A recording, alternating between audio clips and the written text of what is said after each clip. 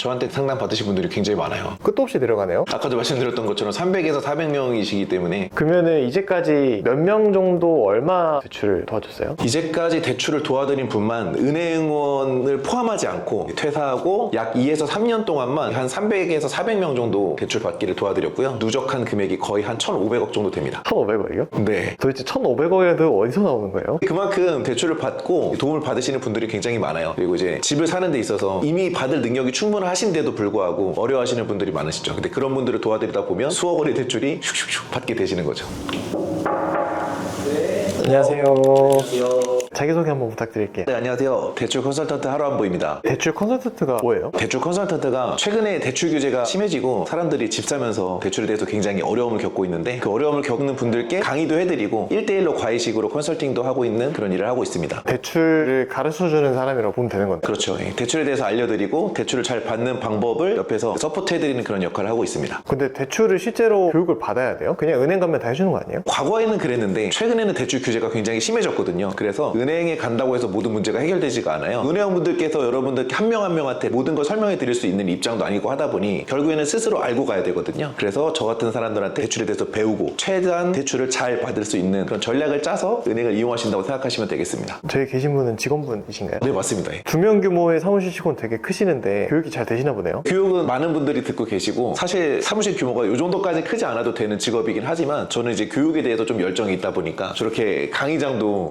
강의장에 한번 구경해봐도 괜찮을까요? 강의장도 만들어 둘 만큼 제가 교육에 좀 힘을 쏟고 있기 때문에 그래서 좀 큰 사무실을 얻었습니다. 그리고 사실 좀 환경이 넓어야지 넓은 환경에서 창의적인 생각이 나오잖아요. 우리 수강생분들께 어떻게 하면 조금 더 쉽게 이해하실 수 있도록 할까 그런 생각들을 엄청 많이 하거든요. 그러기 위해서는 넓은 공간이 좋더라고요. 혹시 이거 뭔가요? 요거는 제가 수강생분들을 위해서 야심차게 준비한 대형 칠판입니다. 저는 이제 온라인 강의, 오프라인 강의를 병행해서 하고 있는데 단순히 칠판이 아니라 제가 필요하면 자료 화면도 띄우고 이래야 되잖아요. 그러다 보니까 이런 전자칠판 하나 있으면 좋겠다는 생각이 들어서 제가 사무실 차리면서 바로 매입을 하나 했습니다. 근데 여기 좌석에 비해서 칠판이 너무 과도한 거 아닌가 싶긴 한데 이 규모는 늘려가야죠. 제가 거의 1대1 코칭식으로 강의를 할 때는 소규모로 모시고 하지만 대규모로 할 때는 따로 강의장을 빌려서 진행을 하고 있습니다. 아까 컨설팅 해주신다 하시잖아요. 근데 대출에 상담사도 있긴 하잖아요. 컨설턴트랑 상담사랑 별 차이 없는 거 아닌가요? 대출 상담사분들은 사실은 대출을 실행시키고 나서 은행으로부터 돈을 받으시는 분들인데 그러다 보니까 대출 상담사분들께서는 대출을 못 받는 분들을 고객으로 두는 것에 대해서 크게 달가오진 않거든요. 저 같은 경우는 대출을 꼭 받게 해드리는 것뿐만 아니라 대출이 지금 안 나오시는 분들도 어떻게든 대출을 받을 수 있게 계속 케어해드리고 만들어드리는 역할을 하고 있다 보니 아무래도 그분들과는 조금 직업적인 차이가 있는 것 같습니다. 지금 말씀하시는 거로는 대출을 받지 못하는 사람도 대출을 받을 수 있게끔 뭔가 코칭을 하고 가르치는 역할을 하시는 것 같은데 근데 되게 어려운 일 아닌가요 그거? 어려운 일이죠. 근데 굳이 왜 힘든 길을 가세요? 제가 은행원이었던 시절에 저는 부동산 투자를 같이 했었거든요. 그러다 보니까 커뮤니티 사람들이 저한테 계속 질문을 많이 했어요. 이분들께서 대출에 대해서 정말 모르시고 조금만 잘 알면 더 좋은 투자를 하실 수 있으신 분들인데 질문만 엄청 많고 해결이 안 되시더라고요. 사람들이 정말 대출에 대해서 많이 지금 갈증이 있구나, 대출 지식에 있어서. 그래서 일단은 질의응답식으로 계속 하다가 나중에는 이게 컨설팅 형태로 변화되더라고요. 그리고 나서는 이거 진짜 단순히 은행원에 머무르는 것보다는 직접 내가 필드로 나가서 컨설팅을 해주면 훨씬 더 가치 있는 일을 할 수 있겠다라고 생각해서 일을 시작하게 됐습니다. 은행원 하신 지 몇 년 되셨어요? 총 금융기관에 재직한 건 10년인데 근데 한쪽은 이제 보험사였기 때문에 대출과 직접적인 관련은 없었고 나머지 6년 동안 대출에 관련된 일을 하면서 재직했습니다. 은행원 6년 차면은 연봉이 상당히 세지 않아요? 네, 연봉이 꽤 셌었어요. 그런데 저한테 들어오는 질문들이 엄청 많다 보니까 이 일들을 다 해결하려면 은행원을 하면서는 안 되겠더라고요. 그래서 저는 그냥 과감하게 회사를 그만두고 나와서 본격적으로 이 업무를 시작하게 됐습니다. 그러면은 이제까지 몇 명 정도 얼마 대출을 도와줬어요? 이제까지 대출을 도와드린 분만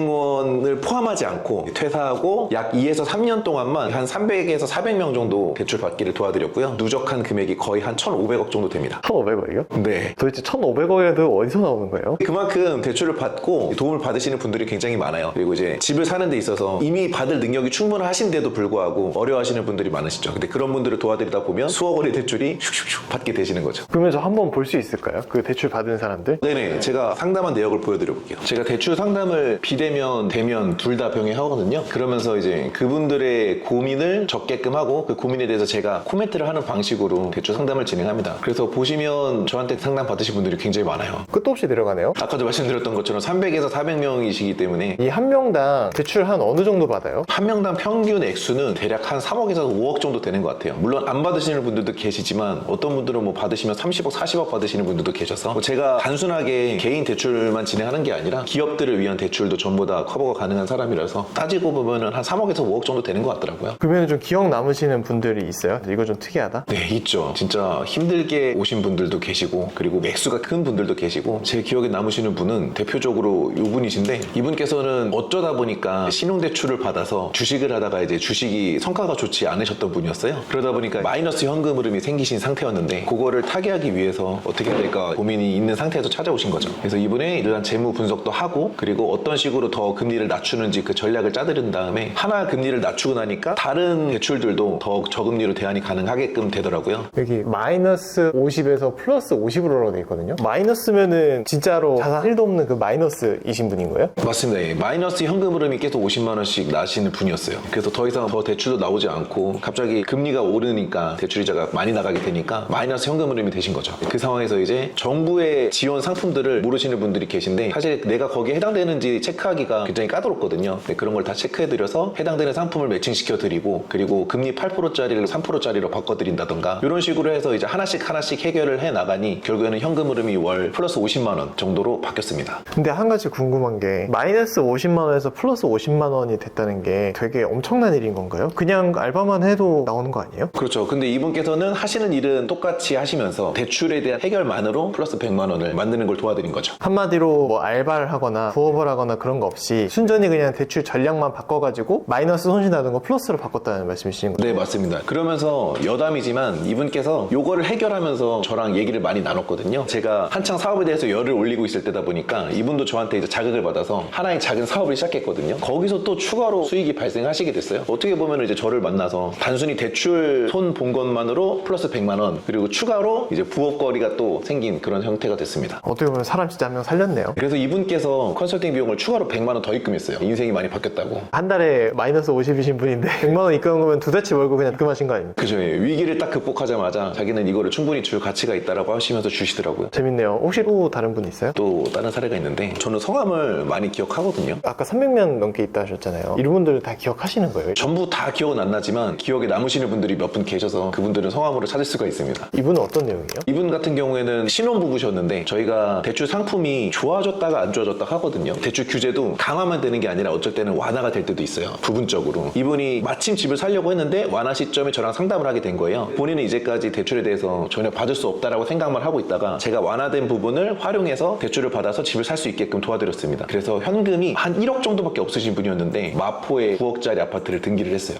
잠깐만요. 1억밖에 없는데 9억짜리를 사게 했다고요? 네, 그렇습니다. 그런데 1억을 가지고 9억짜리 아파트를 샀다는 거는 거의 80% 90%를 대출을 받고 샀다는 건데 일반적으로 그렇게까지 안 해주지 않아요? 그렇죠. 일반적으로는 그렇게 못 받죠. 근데 그런 거를 가능하게끔 해드리는 게 저희 직업인 거죠. 이게 뭐 특별한 스킬이나 그런 게 또 있나 보네요. 네, 이게 대출 규제에 대해서 전부 다 알고 있어야 되고 그 대출 규제를 활용하는 방법도 다 알고 있어야 돼요. 그러면은 결국에는 내가 받을 수 있는 대출 금액이 단순히 50% 70% 이 정도 수준이 아니라 80% 90%까지 끌어올릴 수 있습니다. 그러면은 지금 이분은 1억으로 9억짜리 아파트 사서 많이 올랐어요? 거의 한 2억 가까이 올랐습니다. 이게 언제예요? 23년 말 정도가 돼요. 이분은 어쩌다가 할아버님을 알게 되신 거예요? 이분이 다른 강의를 하나 듣고 나서 이제 특강을 들으신 거죠. 제가 원데이 특강 이런 것도 하거든요. 특강을 들으시고 저를 알게 되셔서 이제 한번 컨설팅을 받아봐야겠다라고 해서 따로 연락 주셔서 찾아오셨습니다. 그렇게 해서 대출을 진행해 드렸죠. 또 다른 사례 있을까요? 또 하나 살펴보면 이렇게 내 집 마련 사례는 사실 굉장히 많아요. 왜냐면 다들 대출이 50%, 60%, 70% 이 정도밖에 못 나온다고 생각하고 계시니까 여기서 한 몇 퍼센트 정도가 내 집 마련이에요? 여기서 한 40%, 50%가 내 집 마련입니다.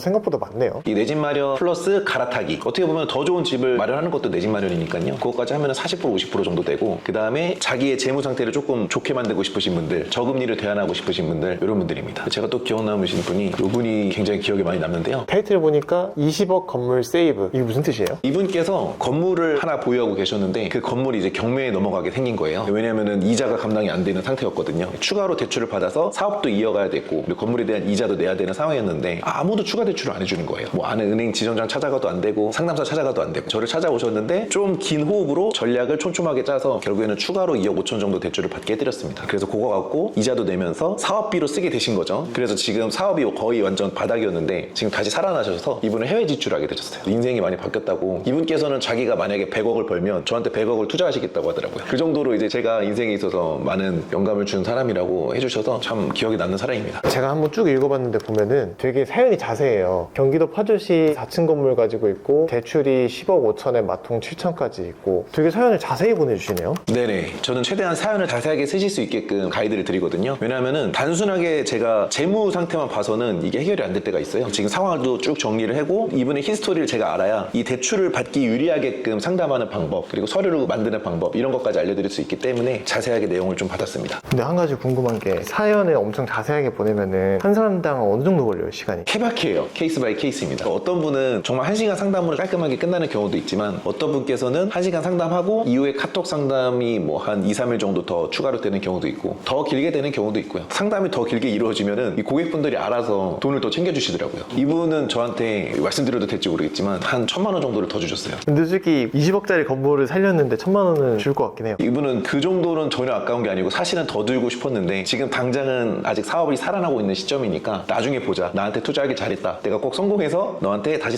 살아야겠다라고 말씀하셨습니다. 어떻게 보면은 그냥 단순히 대출을 교육하고 상담을 해주신 게 아니고 그냥 사람을 경제적으로 살리는 직업을 하고 계신 거네요. 네, 지금 말씀해주신 그 부분이 저의 사명감을 되게 불러일으키는 그런 부분이거든요. 그래서 저는 저의 업이 많은 사람들을 살리고 있다고 생각해요. 되게 힘드신 분들도 저 만나서 이제 다시 희망을 찾는 분들이 엄청 많으셨거든요. 혹시 이렇게 하시게 된 계기가 돈 때문에 힘드셨어요? 아닙니다. 돈 때문에 힘들진 않았는데 결국에는 이 업은 그냥 계속 제가 사람들과 상호작용을 하다 보니까 어려운 사람들이 많다는 걸 발견하고 그분들을 도와드렸을 때 기쁨이 있잖아요. 그런 거를 계속 느끼고 싶다 보니 저한테 크게 도움이 안 된다거나 돈이 안 된다거나 아니면 너무 귀찮다 이렇게 한다고 그냥 내치지 않고 끝까지 어떻게든 해결해 드리려고 노력을 하는 편이죠. 되게 멋있으신 분이네요. 아유, 감사합니다. 근데 일부 시선 중에 보면 대출은 되게 위험하다, 대출은 받으면 안 된다, 대출 받으면 집안 말아먹는다, 망한다 이렇게 생각하시는 분들이 많이 있을 것 같아요. 실제로 저 같은 경우도 대출을 받으면 좀 위험한 거 아닌가? 라고 생각하는 경우가 있는데 이 부분에 대해서 어떻게 생각하세요? 수강생분들께 항상 드리는 말씀인데 세상에 나쁜 개는 없다라는 말씀 아시죠? 무슨 뜻이냐면 멍멍이들이 사고를 치면 문제가 항상 주인한테 있는 경우가 굉장히 많거든요. 근데 그게 대출이랑 완전 똑같아요. 대출도 이 대출 받은 사람이 대출을 잘못 활용하면 그건 나쁜 대출이 되는 거고 잘 활용하면 정말 좋은 대출이 되는 겁니다. 말씀하시는 나쁜 대출은 어떤 거예요? 한마디로 말해서 대출 받아서 골프 치고 대출 받아서 슈퍼카 사고 대출 받아서 술 먹고 이러면은 그 대출 때문에 망한 게 아닌데 그런 사람들이 항상 하는 말이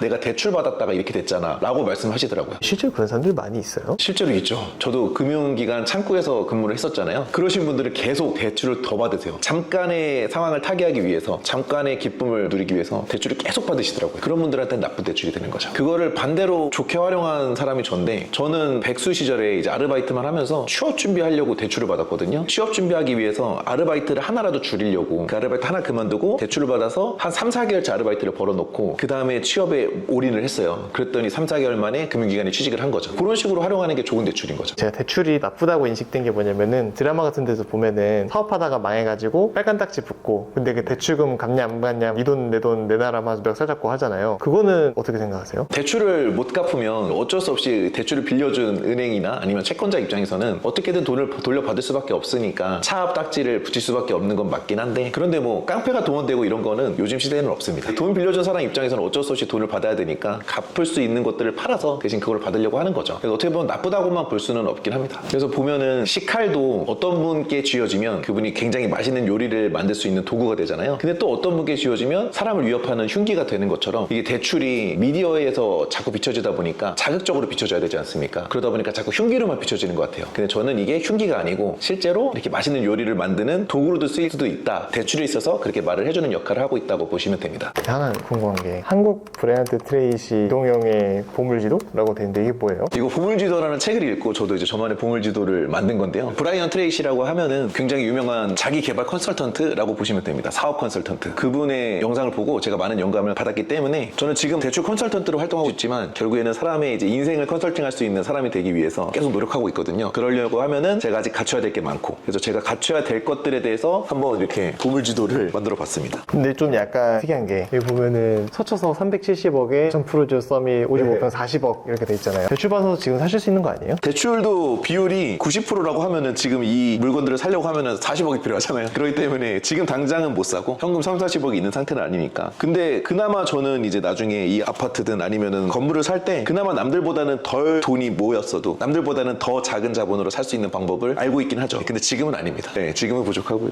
그래서 많은 분들이 좀 궁금해하실 것 같아요. 파면하면 대출이 어떻게 될까? 사실은 파면과 대출은 저는 크게 상관이 없을 거라고 생각합니다. 어차피 파면하기 전에 이 대출 규제에 대한 플랜은 이미 세워져 있는 상태였거든요. 근데 파면했다고 해서 갑자기 그 플랜이 없어진다거나 아니면 그 플랜이 강화된다거나 하지는 않을 것 같고, 그 파면과 상관없이 한 가지 생각이 되는 건 지금 강남의 아파트 가격이 많이 올랐거든요. 그러다 보니까 규제가 선별적으로 강남 쪽이나 아니면 수도권 쪽에 추가 규제가 나올 수는 있겠다, 잘하면. 근데 아직까지 발표된 바는 없습니다. 근데 추가 규제가 나올 수 있다는 거는 강남은 더 사기 힘들어진다는 의미인 건가요? 맞습니다. 예. 그래서 대출에 대해서 빨리빨리 공부를 해놔야지 강남을 진입하기가 쉬우신 거고, 늦어지면 늦어질수록 강남 진입은 어려워지는 거죠. 근데 원래 강남 사기 힘들지 않아요? 일반 사람들이? 원래 힘들죠. 근데 그나마 일반 사람들이 강남을 살 수 있는 방법이 레버리지를 활용하는 거예요. 그런데 많은 분들이 그걸 모르는 상태로 이미 강남을 살 수 있는 능력이 있으신 분들도 아직 멀었어라고 생각을 하시는데, 그런 분들 컨설팅 하다 보면 당장 강남을 매수하실 수 있는 능력이 되시는 분들이 많았거든요. 근데 이제 시간이 많이 지나다 보니까 그 능력이 희석되신 분들이 좀 많이 있어서 안타까운 상황입니다. 그러니까 원래는 본인도 모르는 강남 부동산에서 충분히 살 수 있는 능력이 있었는데 골든타임을 놓쳐가지고 일생일대의 기회를 버린 거네요. 그렇다고 볼 수 있죠. 그래서 골든타입을 저를 만나서 놓치지 않고 매수하신 분들이 꽤 돼요. 그런 분들은 이제 금액 2억 정도 오르신 게 아니라 5억에서 10억 오르신 분들도 계시고, 그리고 이제 강남뿐만 아니라 이게 강남이 많이 오르고 나서 이 부동산의 온기가 사방으로 퍼지면 똑같이 규제도 사방으로 퍼지게 되어 있거든요. 그래서 강남의 서울의 이제 외곽 지역으로 퍼지고, 그리고 수도권으로 퍼지게 되면 앞으로는 서울 외곽, 수도권도 이제 사기 힘들어질 수도 있는 거죠. 서울 수도권 외곽이면은 저희가 알고 있는 수원이라든지 인천이라든지 그런 쪽 말씀이신 거죠? 네, 맞습니다. 저희가 2018년에서 2020년 사이에 그때 행태만 보더라도 서울에서 시작된 규제가 수도권으로 퍼지면서 그때부터 이제 수도권에도 내 집만을 포기하시는 분들이 많이 생겼었거든요. 지금도 그렇게 될 수가 있다. 어쨌든 저도 30대 싱글 남성이다 보니까 내 집마련 하나를 꿈꾸고 있는데 수도권도 이제 힘들어질 것 같다 했잖아요. 그게 지금 당장 힘들어지는 거예요? 아직은 괜찮은데 딱 정확한 시점으로 말씀드리면 7월 1일부터 추가로 대출 규제가 예정되어 있어요. 그래서 7월 1일 전에 매수 계약을 맞춰놓으면 제일 좋고요. 그리고 7월 1일 전에 매수 계약을 맞춰놓으면 일반 금융기관의 대출 규제가 조금 완화된 상태로 내 집 마련을 할 수가 있는 거고, 만약에 7월 1일 넘어갔다 그러면은 이제 정부의 대출 상품을 적극 활용해야 되는데, 문제는 이 정부의 대출 상품 같은 경우에는 언제 규제가 생길지 몰라요. 그래서 예고 없이 막 생기기 때문에 하반기에는 부동산 시장이 어떻게 돌아가느냐에 따라서 규제가 갑자기 추가로 더 생길 수도 있습니다. 결국에는 올해 주택 매수를 하시면서 아직 집 가격이 많이 안 올랐으니까 그러면서 빠르게 결정하실수록 좋긴 하죠. 이번에 25년에 사야 된다 하셨잖아요. 근데 제가 돈이 없는데 어떡하죠? 돈이 없으면 이제 대출을 활용해서 레버리지를 활용해서 사시면 되니까 이 레버리지를 활용하는 방법을 저한테 안내 받으시면 되죠. 그러면 이건 개인적인 사심인데 제가 전재산에 5천만 원을 모았어요. 이걸로 어디까지 살 수 있어요? 5천만 원이면 5억대 아파트까지 매수하실 수 있습니다. 자세한 내용을 제가 봐야겠지만 신용대출이 없으시죠? 없죠. 예전에 뭐 전세 했다가 그거마저도 다 전세 빼가지고 갚았으니까 아예 없다고 보시면 돼요. 그러면은 뭐 신용대출과 그리고 정부의 정책 상품 등을 같이 결합해서 활용하다 보면 5억대 아파트도 매수할 수 있습니다. 근데 피디님 지금 좀 잘못 살고 계신 것 같아요. 제가요? 왜요? 빚 없이 살면 좋은 거 아니에요? 이자도 안 나가고? 물론 빚이 아예 없는 상태에서 내 집이 있으면 좋은데, 근데 문제는 빚을 내기 싫어서 대출을 받기 싫어서 가만히 있다 보니까 나가게 될 대출 이자보다 집값이 훨씬 빠르게 오르고 있거든요. 그런 상태로 가다 보면 결국에는 내가 대출을 활용하지 않음으로써 오히려 더 비싸게 집을 사게 되는 그런 손해를 보게 되니까 잘 생각해 보셔야 될 것 같습니다. 그렇다 치더라도 나가는 이자가 있잖아요. 근데 그 이자를 내면서까지 해야 되는 거예요? 어차피 어디에서 거주를 하든 간에 주거 비용은 나가잖아요. 근데 내가 내 집 마련을 하게 되면은 그 주거 비용을 더 이상 나갈 필요가 없죠. 월세나 전세 이자를 낼 필요가 없는 거예요. 내 집에 사면서 그나마 내 집이 오를 확률까지 같이 가져갈 수 있는 게 대출을 활용한 내 집 마련이라서, 그 정도 가치면은 내가 차라리 월세 80만 원 내던 거 내 집 마련하면서 120만 원 내자, 이게 훨씬 더 합리적일 수 있다는 거죠. 그러니까 한마디로 어차피 내가 집에 살면서 돈은 들어가는데 그 돈을 차라리 이자로 내는 게 낫다. 네, 이자로 내면서 내 자산의 가치가 증식될 확률도 같이 가져가는 게 좋다는 겁니다. 그러면은 저처럼 집을 살려면은 뭘 먼저 해야 돼요? 집을 사고 싶으시면은 일단 보유한 자산에 대해서 한번 쭉 검토를 해보셔야 돼요. 내가 보유한 현금이 얼마 있는지, 주식이 얼마 있는지, 그리고 주식에 있는 돈을 활용할 수 있는지 한번 검토를 하시고, 그리고 이제 내가 합리적인 금리의 신용대출을 활용하기 위해서는 총 얼마까지 활용할 수 있는지, 이렇게 나의 마련할 수 있는 시드머니를 체크를 하신 다음에 그 금액을 토대로 내가 활용할 수 있는 대출 상품들을 쭉 나열해서 내가 살 수 있는 주택 가격을 정할 수가 있습니다. 그래서 대출 상품에 대해서 어느 정도 좀 아셔야 되는 상황이 되어야 되는 거죠. 근데 아까 신용대출 말씀하셨잖아요. 근데 그 신용대출 위험한 거 아니에요? 신용대출이라고 위험한 건 아닙니다. 요즘에 금리가 잘 나오면 신용대출 금리도 4% 중반대가 나오거든요. 4% 중반대면 어느 정도 저렴한 거예요? 주택담보대출 금리가 4% 초반이니까 주택담보대출과 크게 크게 다를 바가 없이 나오는 거예요. 물론 신용대출 금리가 다 4%대가 나오는 건 아닌데 그래봤자 뭐 5%, 많아봤자 6% 정도 수준인데 그러면은 내가 받는 신용대출에 한해서만 한 2% 정도 금리를 더 내게 되는 거잖아요. 이자를. 그렇다고 해서 이게 갑자기 위험해진다라고 볼 수는 없는 거죠. 결국에는 주택담보대출이든 신용대출이든 똑같은 레버리지입니다. 그걸 잘 활용해서 내가 자산을 증식시킬 수 있으면 좋은 대출이 되는 거예요. 저도 한번 이제 실제로 집 살려고 노력을 해봐야겠네요. 네네. 한번 해보시면 좋을 것 같습니다. 한 가지 궁금한 게 이렇게 이 영상에 시간 내서 출연해주신 계기가 따로 있을까요? 저는 제가 아까도 말씀드렸다시피 제가 하는 일이 굉장히 중요한 역할을 하고 있다고 생각하거든요. 사회적으로. 그래서 어떻게든 저의 지식이 많이 퍼졌으면 좋겠어요. 많은 분들이 지금 손해도 보고 계신 분도 계시고 내가 좋은 집을 살 수 있는데 아무것도 못 하시는 분들도 많이 계십니다. 그런 분들이 한 분이라도 이 영상을 보고 조금 이제 자각하시고 대출에 대해서 더 적극적으로 알아보신다거나 아니면은 내 아이와 내 배우자와 행복하게 살 수 있는 내 집 마련에 성공하신다거나 이랬으면 하는 바람이 있어서 한번 영상에 촬영하게 되었습니다. 그래서 인생의 골든타임을 꼭 놓치지 마시라고 강조드리고 싶습니다. 출연해주셔서 감사합니다. 감사합니다.